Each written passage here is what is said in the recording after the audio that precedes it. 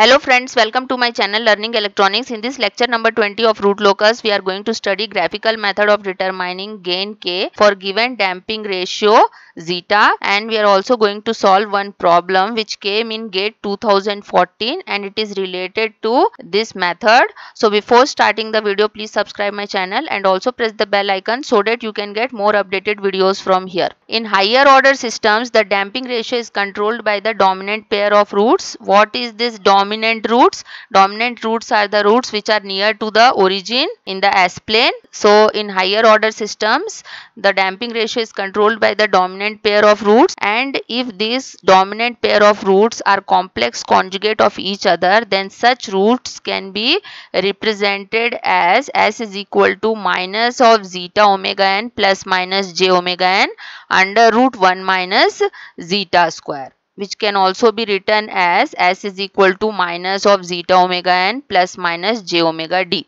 Here omega d is the damped frequency of oscillation and omega n is the natural frequency of oscillations. Since omega d is equal to omega n into under root 1 minus zeta square, this equation can also be written like this. Now we will take the S-plane and consider a point P at the location of minus zeta omega n plus j omega n under root 1 minus zeta square as shown in the figure.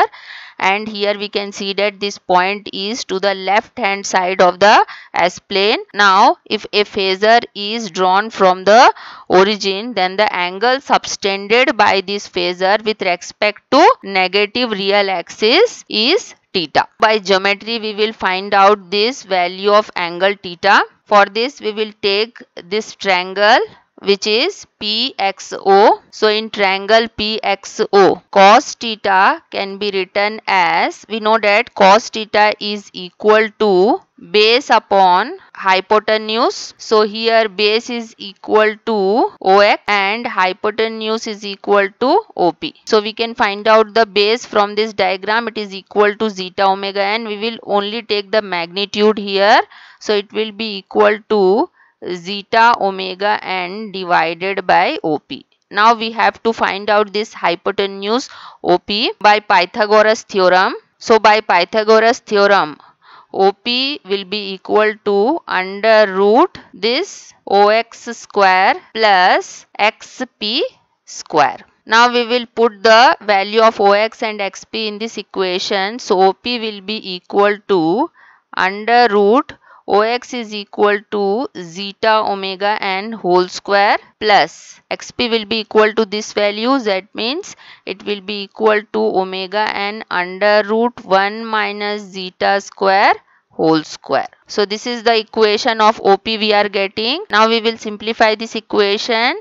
We will get OP is equal to under root zeta square omega n square plus omega n square into 1 minus zeta square. Now we will open the bracket. We will get OP is equal to under root zeta square omega n square plus omega n square minus zeta square into omega n square. This minus of zeta square omega n square and plus zeta square omega n square will be cancelled out and we will get OP is equal to omega n. Now we will find out the cos theta. Cos theta is equal to OX divided by OP. So from this diagram, OX is equal to zeta omega n divided by OP is equal to omega n. We will put here. So this omega n and this omega n will be cancelled out and we will get cos theta is equal to zeta. From here we will get theta is equal to cos inverse of zeta. So this is the angle theta which is subtended by this phasor OP with this negative real axis. Now it is desirable to design a system with certain damping ratio zeta for which it is required to decide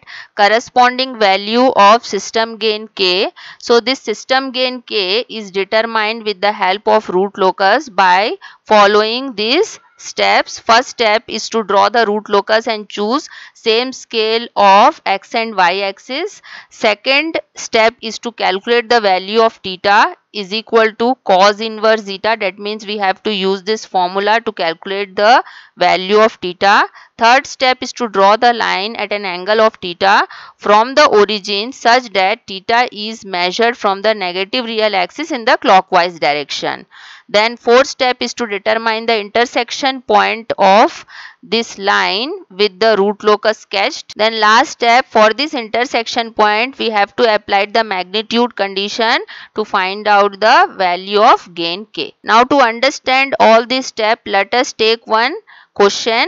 This question came in GATE 2014. The question is, the characteristic equation of unity feedback system is 1 plus k into g of s is equal to 0. The open loop transfer function g of s has one pole at 0 and two poles at -1. The root locus of the system for varying k is shown in figure. In this question, the characteristic equation is given as 1 plus k into g of s is equal to 0, and it is also given that it is a unity negative feedback system. That means feedback part transfer function hs will be equal to 1 here. Now it is also given that the open loop transfer function g of s as one pole at 0 means it has one pole at s is equal to 0 and two poles at s is equal to -1. That means there are two repeated poles at s is equal to -1. So total number of poles will be 3 in the open loop transfer function. Then next it is given that the constant damping ratio line for zeta is equal to 0.5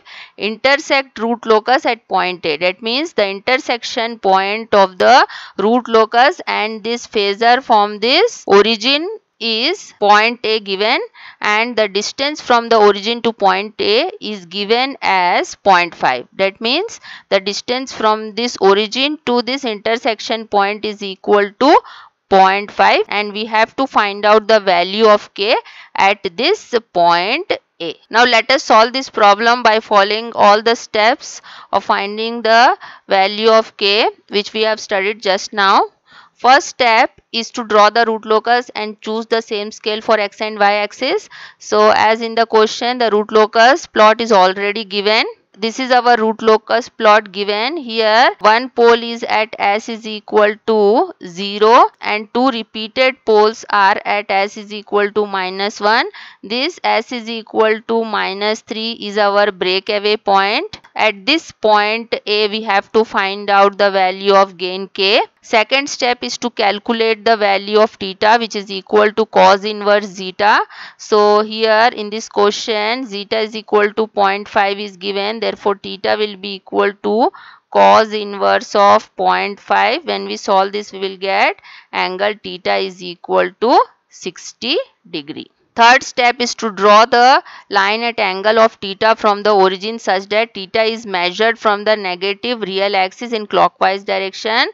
So in the root locus itself the angle theta is given, and this angle theta we have found out it is equal to 60 degree, which this phasor OA is making with the negative real axis. Fourth step is to determine the intersection point of the line with the root locus sketched. That means we have to find out the intersection point of this line from the origin with this root locus. Let us take this point as x and we will take this triangle AXO. So in triangle AXO, cos theta will be equal to base divided by hypotenuse. So in this triangle we can see that the base is equal to OX divided by hypotenuse is OA. In the question the distance of this point A from this origin is given 0.5, so we'll put this value 0.5 here. Okay, so therefore cos theta will be equal to OX divided by 0.5, and we have found out theta is equal to 60 degree. That means cos 60 degree into 0.5 is equal to OX. So when we solve this we will get OX is equal to 1 by 4. Now again we will take this triangle AXO. From this triangle if we find out sin theta will be equal to opposite or perpendicular divided by hypotenuse. So here perpendicular is equal to AX divided by hypotenuse is OA. So we will put the value of OA here. We will get AX divided by 0.5. Now we will put theta is equal to 60 degree here. So AX will be equal to sine of 60 degree into 0.5. Okay, so when we solve this, we will get AX is equal to root 3 by 4. We have found out this perpendicular AX value, and we have also found out this base value which is equal to OX. So the location of this point A is given by S. S is equal to minus 1 by 4 plus root 3 by 4 j. Now last step is for the intersection point A, we have to apply the magnitude condition to find out the value of gain K. So in the question, the characteristic equation given as 1 plus K into G of S is equal to 0. So from this equation we can write K into G of S is equal to minus 1. Now when we find out magnitude of this equation, we will get magnitude of K into G of S is equal to plus 1. This is the magnitude condition of the system given. Now we have to find out the equation of GS. In this question, it is given that one pole is at S is equal to 0 and two poles at S is equal to minus 1. That means we have repeated poles at S is equal to minus 1. So our G of S equation will be equal to 1 upon S into S plus 1 whole square, because poles always construct the denominator of the open loop transfer function. Now we will keep this equation here. We will get magnitude of K divided by S into S plus 1 whole square is equal to 1. So from this equation we can find out equation of K. K will be equal to S into S plus 1 whole square. Now it is given in the question that we have to find out the gain K at point A. So we have found out the point A at S is equal to minus of 1 by 4 plus root 3 by 4 j. Now we have to put this value of S in this equation of K, then only we can find out the value of K at this point A. So K will be equal to minus of 1 by 4 plus root 3 by 4 j into minus of 1 by 4 plus root 3 by 4 j plus 1 whole square. From this equation we will get minus of 1 by 4 plus root 3 by 4 j into this plus 1 and this minus of 1 by 4 will become 3 by 4. So we can write 3 by 4 plus root 3 by 4 j whole square. Now we have to find the magnitude.